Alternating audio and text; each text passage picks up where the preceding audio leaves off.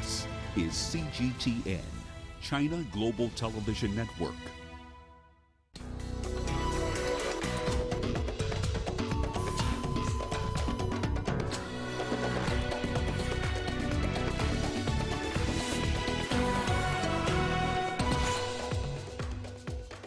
Dozens killed in a funeral stampede as Iran mourns General Soleimani. European foreign ministers meet in Brussels over US-Iran tensions. And the US sends more troops to Kenya's Lamu base after a terror attack. Hello and a warm welcome to Africa Live on CGTN. I'm Lindy Mtongana in Nairobi. And with me is Uche Okoronkwo with a preview of your business news. Thanks, Lindy. And here's a look at what's coming up on Africa Live Biz. Delegates jet into Addis Ababa, Ethiopia for the final round of talks on the Grand Renaissance Dam. And Tokyo prosecutors seek to arrest the wife of former Nissan's runaway boss. Of course, all that coming up within the program. For now, back to you, Lindy. Thanks, Uche. Well, we start the hour in Iran, where, according to state television, a stampede at Iranian commander Qasem Soleimani's funeral has left over 40 people dead and 190 injured. This after the procession arrived in his hometown of Kerman. The burial has now been postponed. Soleimani was killed in a U.S. airstrike in Iraq last week. Earlier on Tuesday, Iran's parliament made the decision to designate all American forces as terrorists. It is the second time Tehran has used the label, the first being in April 2019, after Trump used the same label for the Iranian government. Now, the foreign ministers of the UK, France, Germany and Italy, along with the EU foreign policy chief, are holding talks in Brussels on the Iran and Libya crises. The British Foreign Office earlier revealed the talks will cover the fallout from the US killing of Soleimani and Tehran's latest steps to end its commitments to the 2015 nuclear deal. Well, let's bring you more on this now. We're joined from Brussels by CGTN's Michael Voss. Michael, a crucial meeting at a crucial time. Just tell us, what is the latest coming from Brussels on the US-Iran tensions? Well, there's been no formal statements have come out of today's meeting, some of them of which apparently are still going on. As you say, this one is France, Britain, Germany and UN officials. On Friday, we're going to get all of the EU foreign ministers coming for a special meeting on these same issues once again.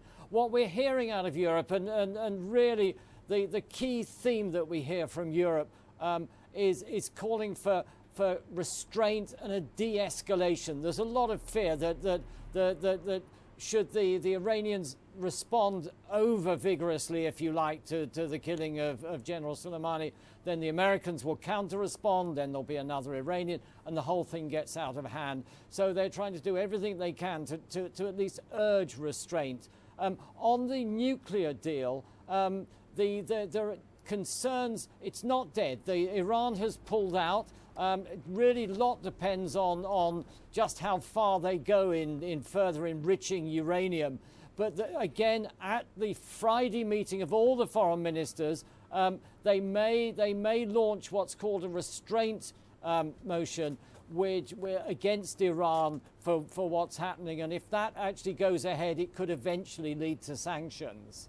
And Michael, we know that Libya is also potentially on the agenda over the course during these meetings. Has there been any update on the Libyan conflict so far?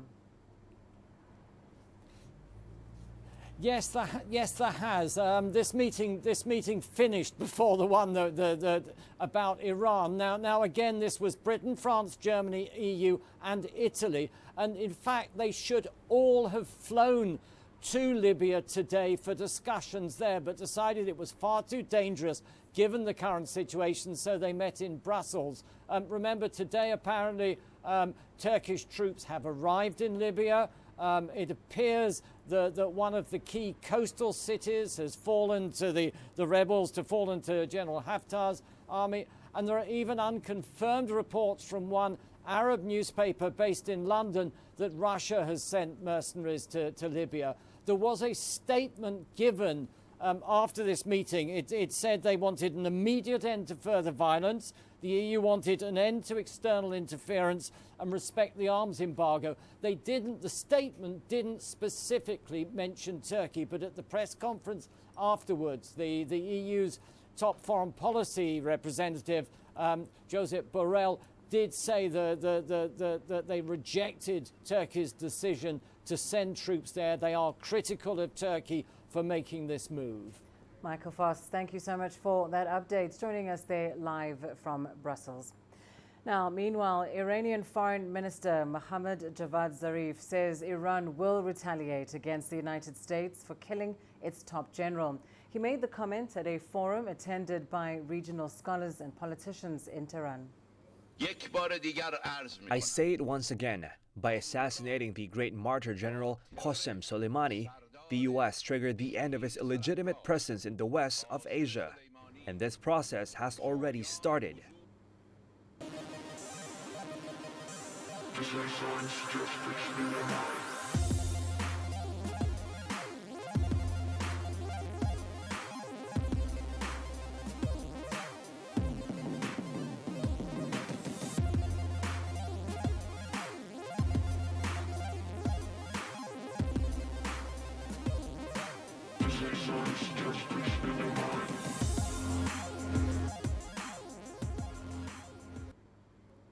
Libyan forces loyal to the eastern-based commander Khalifa Haftar say they've taken over the coastal city of Sirte in what would be a key strategic gain. Several hours of airstrikes preceded the hit. The city lies to the west of Libya's oil crescent, a strip of coastline along which key oil export terminals are located. The LNA forces have also declared ownership of areas surrounding Sirte, including the Al-Qardabiyya air base. Sirte has been controlled by GNA-aligned forces since they ejected Islamic State terrorists with the help of U.S. airstrikes in late 2016. It's also the birthplace of former Libyan leader Muammar Gaddafi. The advance comes as Turkey announced the beginning of troop deployment to back the internationally recognized Tripoli government. The High Command for the Libyan National Army officially announces the liberation and the purification of the city of Sirte from terrorism and from criminals. We have always thought of the city of Sirte, which is dear to our hearts. The plan was executed in great detail in the span of hours. In no more than 3 hours approximately, we were at the heart of the city of Sirte. The United Nations Special Representative for Libya has called on foreign countries to stop interfering in the region's conflict. This comes after Turkey began deploying troops to defend the government of national accord in Tripoli, which has come under attack from eastern-based rebel military commander Khalifa Haftar. CGTN's Sarah Walton reports from New York. The UN Security Council met on Monday morning at the request of Russia to discuss the situation in Libya. That meeting was held behind closed doors. But the UN's Special Representative for Libya, Ghassan Salameh, said it was a very frank and detailed discussion. Before that, he also had a long working session with the Secretary-General, Antonio Guterres. And he described the situation in Libya as bleak. Now, Turkey has been sending troops to the country to defend the UN-backed government of national accord, which has been fighting an insurgency from rebel forces headed by General Khalifa Haftar. They've been blamed for an airstrike on a military academy on January the 4th, which killed at least 30 people. Ghassan Salameh said he also believes other countries are supporting the rebel forces, and he had a very strong message for all foreign powers intervening in the conflict. I asked the Security Council, and what I asked these countries is very clear. Keep out of Libya. There is enough weapons in Libya, they don't need extra weapons. There are enough mercenaries in Libya, so stop sending mercenaries, as is the case right now, with hundreds, probably thousands, coming into the country of late. This meeting was also the first opportunity for the Security Council to discuss a controversial deal in which Libya granted Turkey rights to large areas of the Mediterranean Sea where gas reserves have recently been discovered. Now, that's angered other countries in the region who also hoped to have access to those reserves. Ghassan Salameh has said the UN is determined to find a solution to the conflict in Libya and is hoping there'll be a positive outcome from a conference that Germany is hoping to organise by the end of the month to discuss the situation in Libya. Sarah Walton, CGTN, New York. Well, the foreign ministers of Greece, Cyprus, France, Italy and Egypt are due to meet in Cairo on Wednesday over the Libyan conflict. CGTN's Brian Toussaint takes a look at the developments that have led up to this meeting.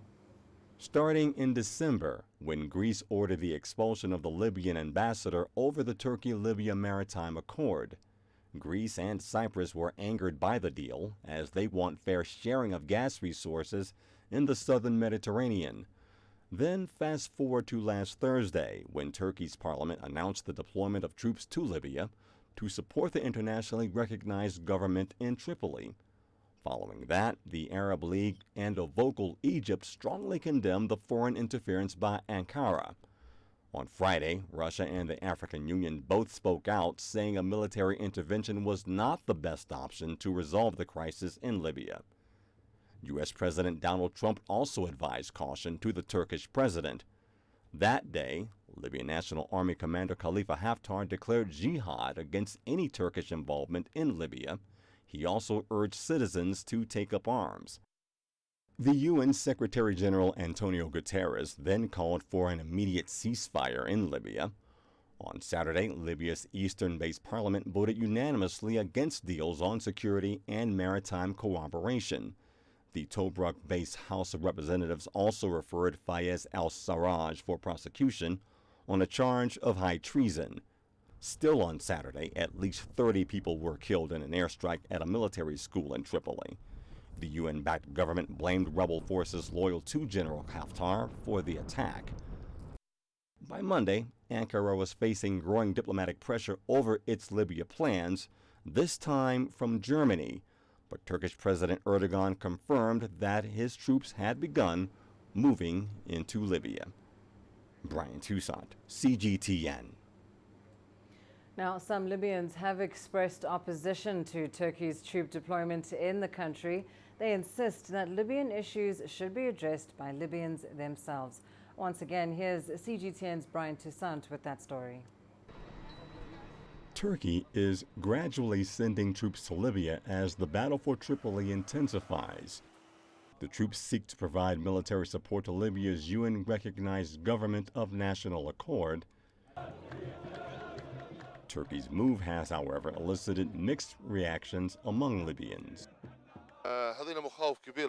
We have a lot of concerns. It is dangerous. Libya will go backwards. The invasion will lead to colonization, which will control us totally. And I'm afraid we will become homeless. Some Libyans are criticizing Prime Minister Fayez al-Sarraj's move to seek military reinforcement from Turkey.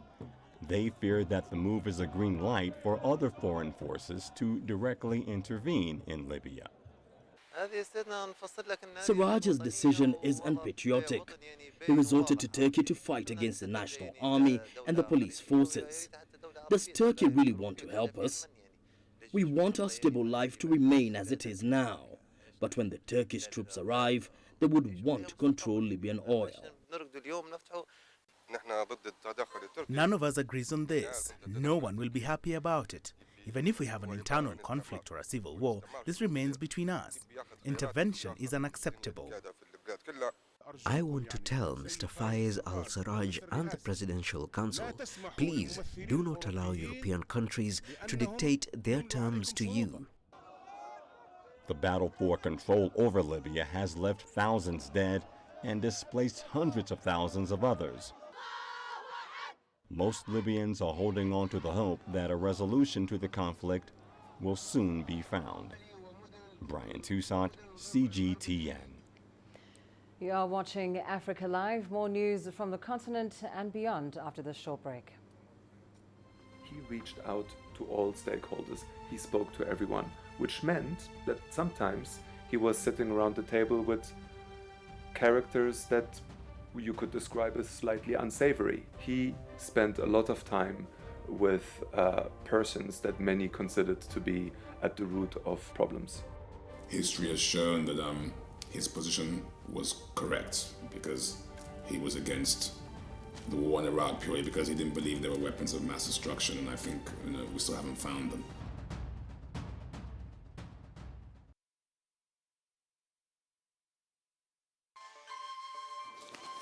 You don't find the stories of North Africa by sitting on the sidelines. You've got to get out, go there, and you'll find them. In the bazaars of Casablanca, among the crowds in Cairo, who come to visit Cairo, the ancient capital of Egypt. Along the waters of the Nile, along the sands of the Sahara. No one else will take you where we can in North Africa. No one else will show you what it's all about.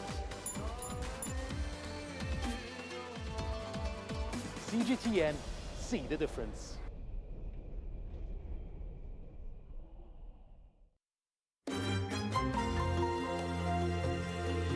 Africa Live. Find your voice.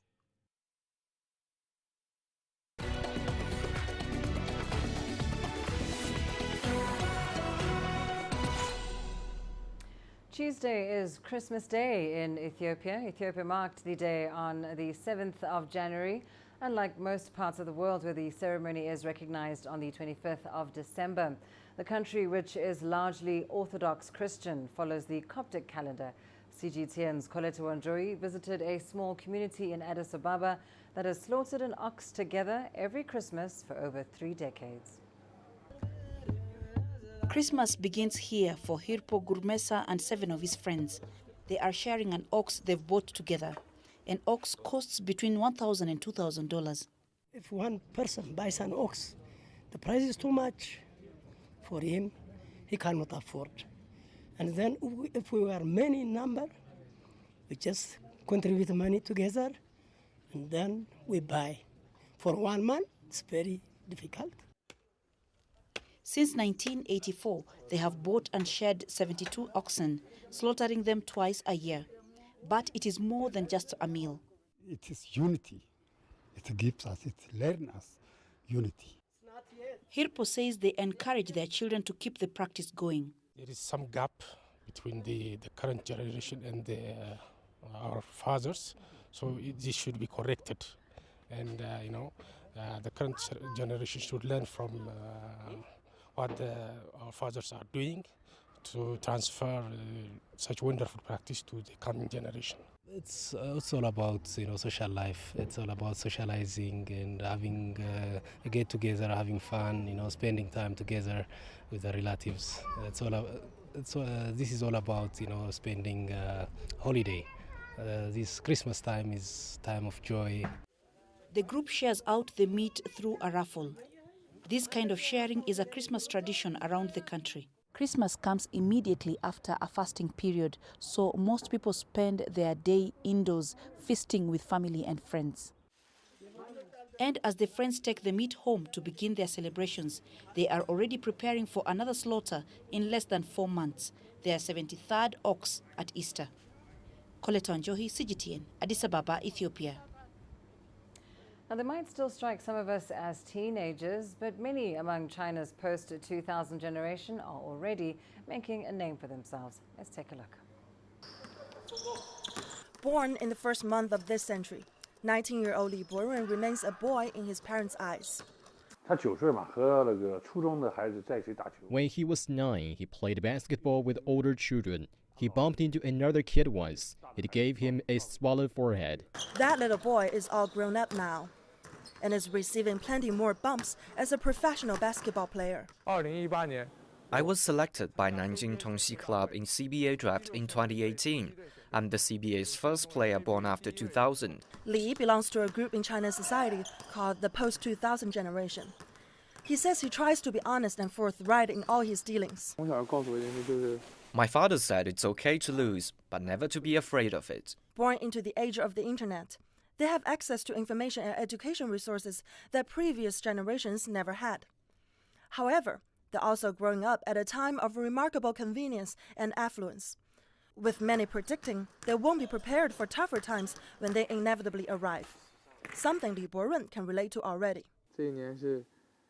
2019 was not an easy year for me. I can't even get my hands on the ball in matches. It's my dark time, but I've made up my mind to take my training one step at a time. Just keep practicing. I will have a good performance one day. Meanwhile, during last year's World Skill Competition, a young man stood out as a champion with his floriculture design. Also born in 2000, Louis Yue tells us how he earned the gold medal. 4 days, 9 events. We've designed flowery rings, brides' bouquets, some larger designs, and even some real scene designs. Not a career path many people his age dream of.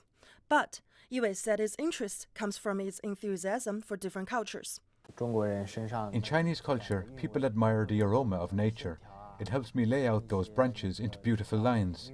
It will be magnificent if we add such elements. Yue said his father is very open and supportive to how he wants to proceed in his career. He doesn't have to follow our will. We should respect his personality and independent thinking. I think what he's doing is what we call craftsmanship. If he likes it and can get the essence of it, then it will give him a strength. As the two break into their third decade, it seems they're already showing signs of resilience for the challenges ahead.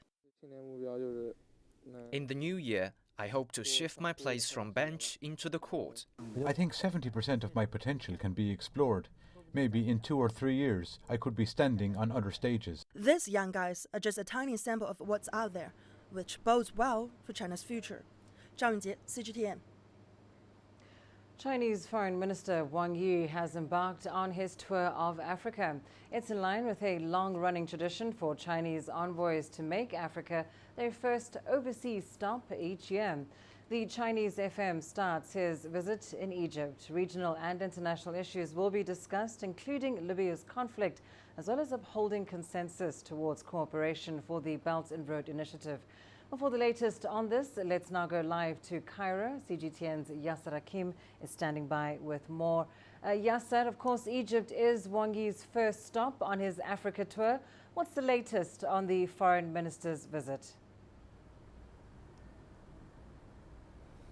Yes, he's arrived in Cairo an hour ago, and right now there will be a meeting within the next hour with the Secretary General of the Arab League, Ahmed Abul Ghait.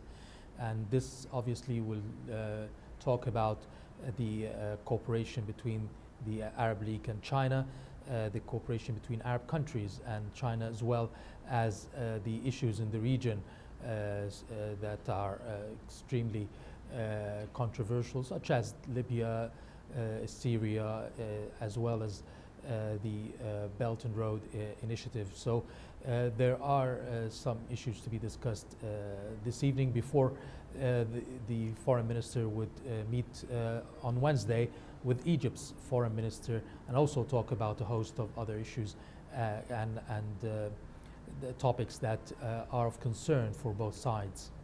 And of course, the visit by Wang Yi is critical, as you mentioned, for both China and Egypt. How would you characterize relations between the two countries?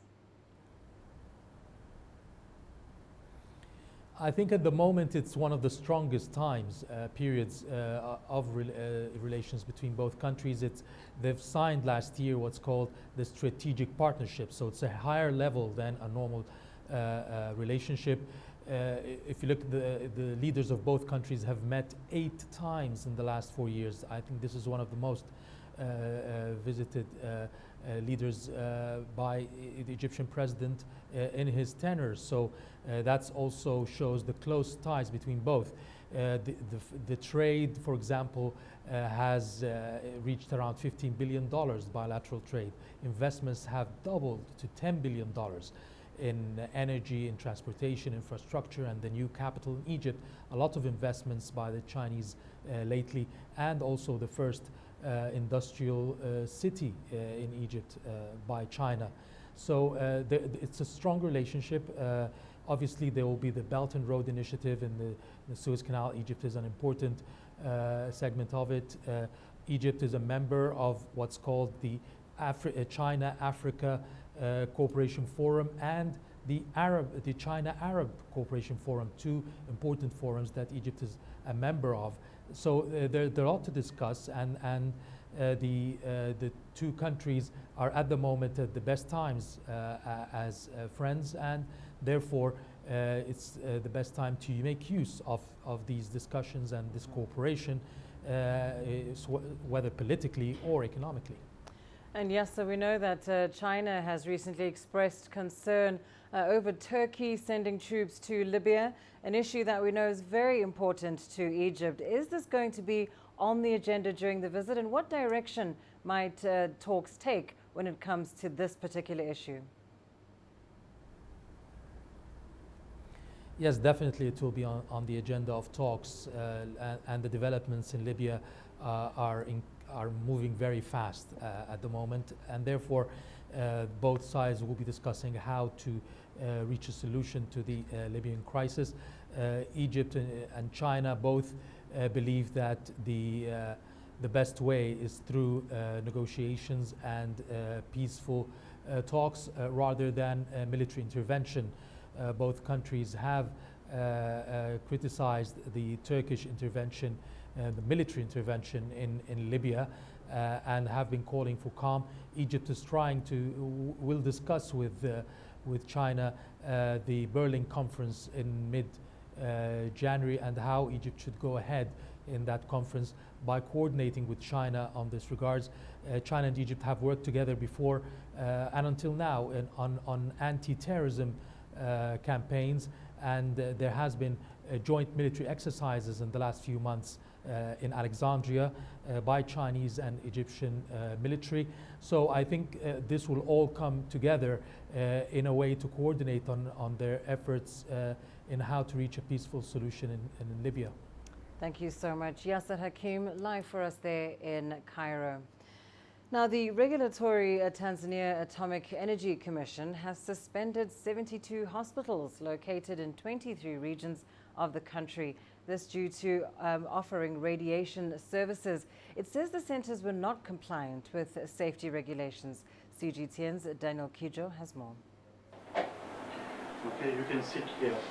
Radiology services are important in saving lives, but nationwide inspection by the Tanzania Atomic Energy Commission has revealed dozens of hospitals and clinics were not compliant with the rules and regulations, and that's potentially very dangerous.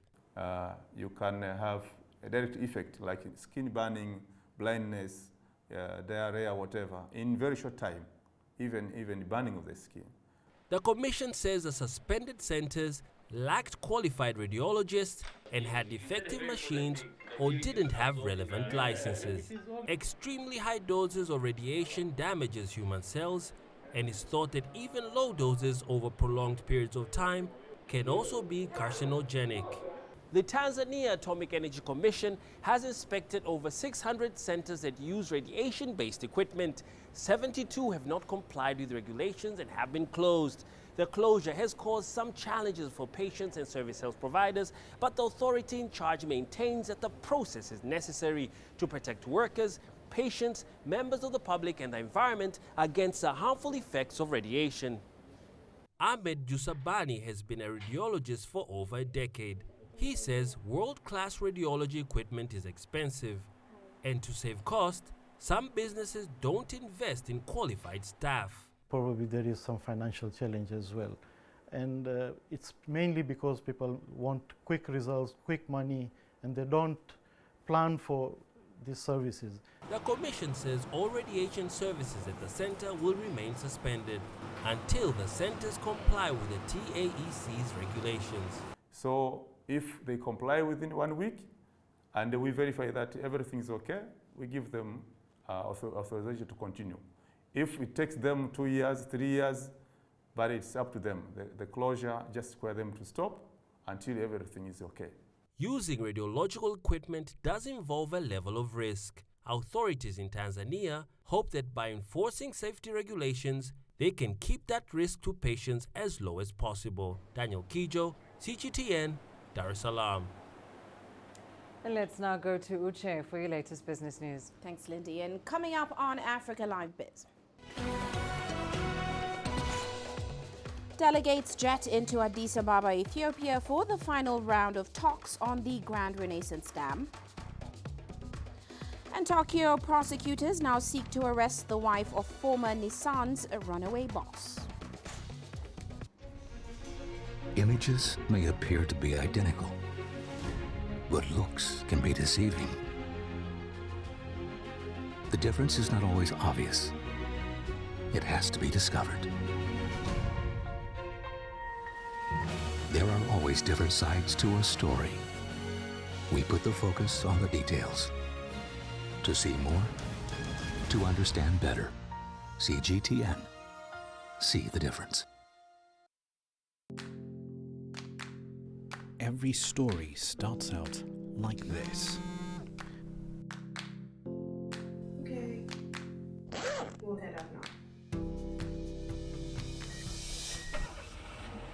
But beyond the rush of the numbers, there's always a more fundamental question. What happened? Who has been affected? When market-moving decisions are made, who's responsible and why? Let's get some reaction on ground. Joining us in Johannesburg is Sutra Naidu. Hello, Naro. This is how whole stories begin. See how they end. Only on Global Business.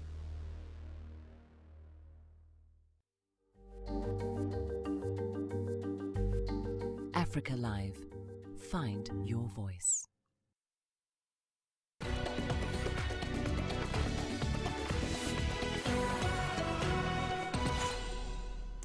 Well, let's start off in Ethiopia. The country is holding the last of 4 technical meetings on negotiations regarding the Grand Ethiopian Renaissance Dam. Now, a technical delegation from Egypt, headed by the Minister of Water Resources and Irrigation, arrived in the Ethiopian capital, Addis Ababa, to attend the meeting. Representatives from the United States of America and the World Bank will also be in attendance. Egypt is holding to its demands regarding the regulations for filing and operating the GERD. They're dismissing news reports that the North African nation had agreed to the release of 35 billion cubic meters of water. Of course, Egypt fears that the speed of filling the Ethiopian dam will diminish its share of the River Nile water. Now, across Ethiopia, farmers and businessmen are eagerly awaiting for the completion of the Grand Ethiopian Renaissance Dam. The dam is projected to produce more than 6,000 megawatts of electricity. Here's CGTN's Terry Wangari with more. Cell phone batteries constantly dying, health centers bereft of modern equipment, a dependence on flashlights after sundown. All these may be a thing of the past once the Grand Ethiopian Renaissance Dam is complete. The dam, which will receive water from the Blue Nile, is set to become the largest hydropower plant in Africa. Making sure that your machines are functioning smoothly. When you have electrical, voltage fluctuations or power cuts, power ons, or when you're switching over from your main lines to your diesel generator, there is a few seconds of major voltage fluctuations on the machines which spoil electrical spare parts, etc., and those need to be replaced. So there's a cost involved in that. Ethiopian negotiators, however, remain locked in talks over how the dam will affect downstream neighbors, principally Egypt. The next round of negotiations start on Thursday in Ethiopia's capital, Addis Ababa. The negotiations are likely to renew focus on Cairo's fears that the dam could bring water and food insecurity for millions of Egyptians. Despite this, Ethiopians at the dam site say they are doing their best to focus on the task at hand. They believe that the dam will open up the country to industrial development. Doing business is justified with this cost, and these costs are incorporated in our structure of costs. So that's one thing that we are prepared with, but I think we would be a lot more competitive, even keeping in mind that the African Free Trade Agreement is going to be in place soon. The GERD will really help Ethiopian industries become more competitive. Ethiopia is striving for universal electricity access by 2025, though currently more than half the population of 110 million lives without it. Even in Addis Ababa, power is patchy, and the city suffered weeks of blackouts during the most recent period of electricity rationing in May and June 2019. But once the guard is complete, Ethiopia will be well on its way to achieving its 2025 target. Terry Wangari, CGTN. Well, let's move on now. Japanese prosecutors have issued an arrest warrant for the wife of fugitive former Nissan chairman Carlos Ghosn. The action means that Carol Ghosn, who is now in Lebanon with her husband, could be arrested if she returns to Japan. Authorities say they obtained the warrant against Ghosn's wife for giving false testimony to a Tokyo court last April. Now, Carlos Ghosn fled Japan last December using a bullet train and 2 private jets. The former executive was first arrested in Japan in 2018 and charged with financial crimes while serving as the boss of Nissan. He denied any wrongdoing in January 2019 and has also claimed that Japan's justice system is rigged. Meanwhile, OPEC oil output fell as we saw Nigeria and Iraq adhere more closely to their pledged reductions. Top exporter Saudi Arabia has also made further cuts ahead of a new production limiting accord. The 14-member organization pumped about 29.5 million barrels per day in December. That's down by about 50,000 barrels per day from November's revised figure. Now, crude prices have rallied to above $70 a barrel in 2020, extending a 23% gain in 2019. This was supported by ongoing OPEC-led curbs and escalating Middle East tensions. The tensions came after the killing of top Iranian general Qasem Soleimani. This, of course, has increased concern of conflict that could further cut a crude supply. And the cost of electricity across Nigeria has been increased. However, Nigerians are not expected to bear the brunt of this increment until April 2020. That's when the West African economy gradually begins to reduce its subsidy on electricity consumption. With more on this, here's CGTN's Fili Haza. According to the Nigerian Electricity Regulatory Commission, NERC, with effect from January 2020, the price for electricity consumption will rise by up to 78% across the country. However, the federal government's power sector recovery program, which currently provides subsidy for end users, will ensure this cost is not immediately transferred to Nigerians. Consumers will begin to pay gradually from April and fully by the end of 2021, when the window for the current government subsidy will fully elapse. NERC says the move is as a result of changes in the rate of inflation, increase in gas prices for power plants, among other factors. Experts say this hike is needed to sustain the running costs of power firms, and there's a need for more investment in order to boost their capacity to supply electricity across the country.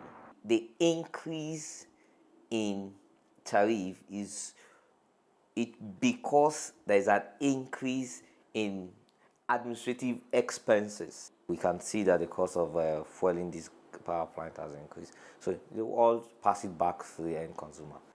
They can use profits generated to increase the capacity to distribute or bring in more investment to increase the capacity to distribute. Africa's most populous country is home to nearly 200 million people and requires at least 180,000 megawatts of electricity, but currently can only distribute around 4,000 megawatts out of 12,000 megawatts it produces. Economic analysts say by April, the burden of this new price of electricity could inflict more hardship on the citizens and may lead to inflation. So if you remove these subsidies that is about to be removed, that means that the cost of doing business would go up. It would literally mean the cost of product in the market would go up. It means that there will be less, the disposable income in the hand of the consumer will reduce because of cost of production. And if cost of production goes up, that means the end product will also go up, which will negatively affect the economy. In short, I hope we will not see inflation. Nigeria's President Muhammadu Buhari has reiterated his commitment to reforming the power sector and ensuring better livelihood for citizens across the country by 2023, before the end of his second and final tenure. Phil Ihaza, CGTN, Abuja. Now, in the world of technology, the Consumer Electronics Show in Las Vegas is where the new decade kicks off. The gigantic trade show brings together some of the biggest names in the consumer electronics industry. And here's CGTN's Mark New with a look at some of the interesting innovations which were unveiled so far at this year. CES is lifting the curtain on technology, aiming to not only shake up the market, but also change lives. You basically step on one side or another. This technology uses sensors and gaming to help stroke patients rehabilitate and improve their balance. So once anyone has a stroke, it's basically use it or lose it. So in order to maintain the balancing capability, they have to keep working on repetitive motion. So by using this, they can know how exactly their body moves, and how their posture works, and then you can keep track of all the progress. Artificial intelligence is a big theme at CES, and you're finding it incorporated into so many different devices. But did you ever think it would be incorporated in a mirror?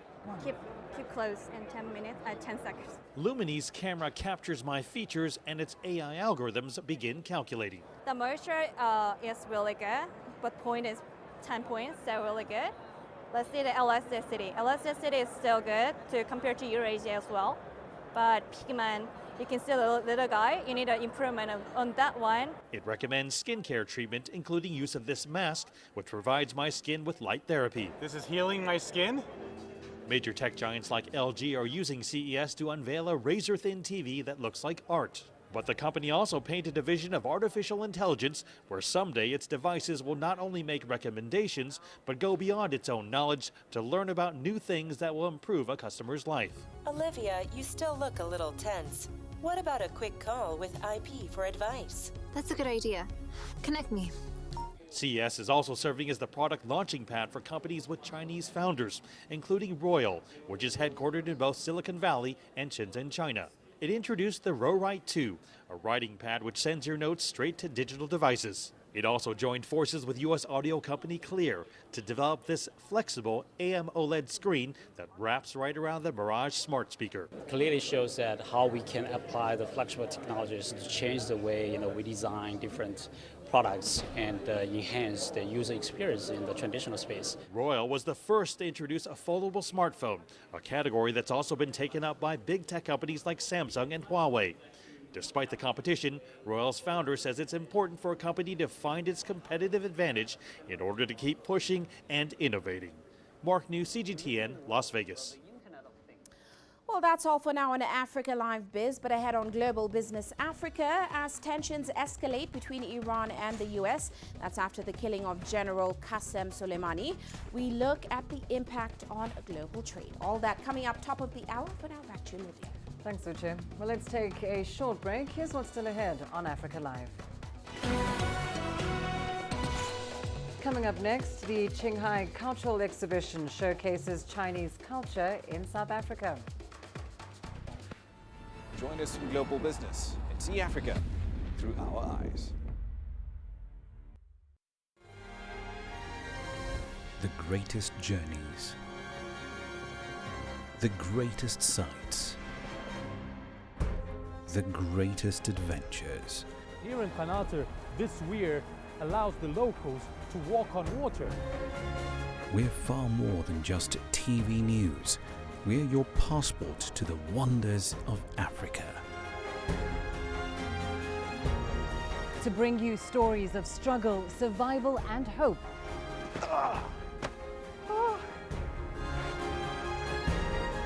So let's explore.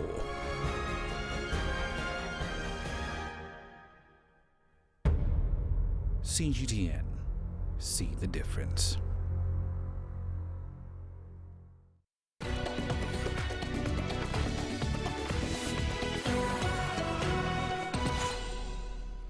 We start in South Africa now. We're in line with the outcomes of the Forum on China-Africa Cooperation. The government of Qinghai province in China is holding an ethnic cultural exhibition in Johannesburg. The exhibition seeks to build a community of cultural prosperity between China and South Africa. CGTN's Yoli Sanjamela brings us the details. The exhibition showcases the picturesque scenery of the vast Xinghai province, further showing folk customs and the remarkable achievements the province has attained in socio-economic development. Xinghai is a so beautiful place and so many things, worth to see. So I think this is a very good opportunity for the delegation to bring this opportunity to us and let us know Xinghai and understand Xinghai better. The display also showcases ecological conservation, cultural heritage protection, and ethnic unity. The exhibition also serves as part of an ongoing effort to enhance people-to-people relations and cooperations between the communities of the two countries. Especially the similarities we can compare with the Institute and the places like mining and everything. So we want more and more of the South African people to come to Xinghai and to make more of these experiences in the future and working together, especially to highlight the Xinghai natural, cultural and minority heritage to South Africa. And it's very terrific for us to particularly be here. Xinghai is a landlocked province in northwestern China. Named after Xinghai Lake, the largest lake in China, Xinghai is one of the least populated provinces in China. In fact, the province has the second smallest population out of all the Chinese provinces, and it prides itself in having a highly diverse population. Yudi Sanjamela for CGTN in Johannesburg, South Africa. Let's cross over to Mali now, where a fashion designer's main ambition is to keep Malian women trendy. Namisa Terra is the brain behind the Ikaluk label. She began her journey in the fashion industry just a few years ago, selling her clothes online. But due to massive demand of her products, Terra opened her first store in Bamako in 2016. CGTN's Brian Toussaint tells us what makes her clothes so popular. 34-year-old Namisa Thera says she prefers to sell her clothes from her boutique in the Dar es Salaam district of Bamako rather than online. Her clients demanded that they wanted to see, feel, and try her creations before buying them. I like the materials used. I find it cheerful and it really fits in with my style as an active woman. Wearing Ikaluk is very practical, and when I wear Ikaluk outside of Mali, I feel I really represent Mali. Thera launched her new collection at a fashion show in Bamako late in 2019. The collection is named Bara, meaning work in Bambara. The Bara range is smart, light, and practical. Bara 2019 is a collection that is made from 100% Mali cotton. The collection is inspired by everything denim and the spirit of work because it is Bara. The inspiration for the collection comes from the denim thread, from Djemembe, an African instrument, and the Bobo, a Malian community. Thera says she also gets inspiration from bloggers and fashion shows. The modern Malian woman is like me in terms of dressing. She wants to wear clothes that have a story and authenticity, clothes that reveal her personality without needing to say much. Thera is self-taught. After ditching her studies in medicine, she gradually moved towards fashion and started designing the Ikaluk brand. What really motivates me in this industry is job creation, developing the workforce here, making sure that things are created here, using widely with the creation that I make. I went somewhere once and saw a lady wearing one of our creations. Really, I was happy to see it was something that came from our shop. I was far from here and saw that and thought, this is great. It means we're doing a really good job. Thera's brand is known for its quality because she handpicks African cotton herself to make her clothes. African cotton makes up 10% of the world production, and Mali is the lead producer in sub-Saharan Africa. Brian Toussaint, CGTN. And here's what's coming up in your sports news up next. Top African footballers to be honoured at the CAF Football Awards.